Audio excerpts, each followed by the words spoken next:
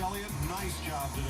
I like this young man's attitude. I have loved watching Chase Elliott. Young fella has a lot of poise and composure.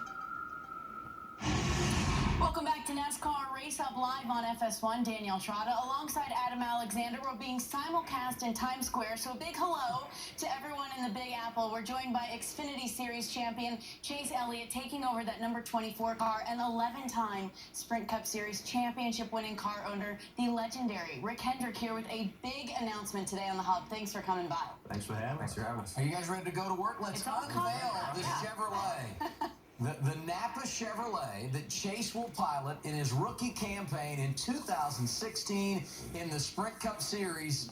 Oh, you've got to love the gorgeous Napa blue and yellow. And get a good look at it now sitting still, because it'll be going fast starting at Daytona in February 2016. That looks really nice. And Chase, from what I understand, the folks at Napa, and you've had a couple of years with them now, running with them over in the Xfinity Series, they really came to you and had you help put this thing together as far as what the paint scheme looks like, right? Well, they let me make a few decisions in it, which was really cool. I think the car turned out great. I hope everybody likes it. They were really open and willing to some of the ideas that we had, and had the light blue stripes actually came off of their drag car that Ron Capps runs, so kind of cool to keep it all in the family, and I think it turned out pretty cool. First time the world can see it. Rick, what do you think? I love it. This is the first time I saw it. I didn't see it till we unveiled it, so I love it. I love the blue. It's just and Napa's such a great partner and sponsor, so we're just super excited about this young man.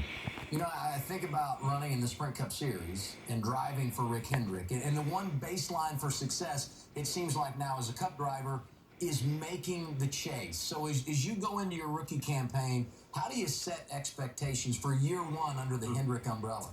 Well, I think the biggest thing is like you said, I think Hendrick Motorsports as a whole is such a great place to be, and I think the 24 team in particular has a lot of great guys, and had a chance to work with them a little bit, over the past year or so, doing some tests that Jeff, couldn't make too, or things like that. So I definitely know the weakest link in the chain. You're looking at it right here. So I feel like there's just really no excuse for us to not go and try to give ourselves a chance to get in that top 16. I think we have a team that's capable of doing it, and I really feel like if I can do my job, I feel like we'll have a shot there. And Rick, is Alan Gustafson the man that you see leading the charge in the 24 next year? Absolutely. Alan is he's a great person, a great crew chief, and he's grown up in the organization just like the rest of our guys have. But that team is so good, and we're so excited about Chase. I'm going to hate to go to Daytona and not see Jeff Gordon's name on the roof of one of our cars, but I'm so excited what he did in the Xfinity Series last year and winning the championship, and what we've seen out of him when he gets in the Cup cars now. I can't wait to see him take it on next year. And I think he's got a real shot at being in the chase. Chase, you got a great veteran in Alan Gustafson to lean on from a crew chief perspective.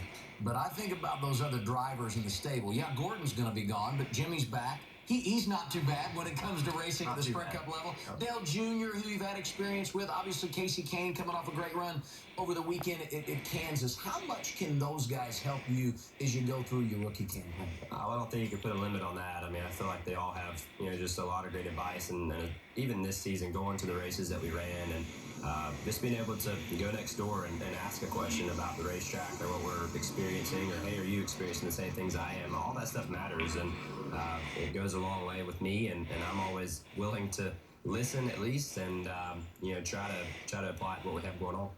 I think a big question, folks just getting their eyeballs adjusted to the 24, the Napa sponsorship, and someone other than Jeff Gordon being in that race car, Rick.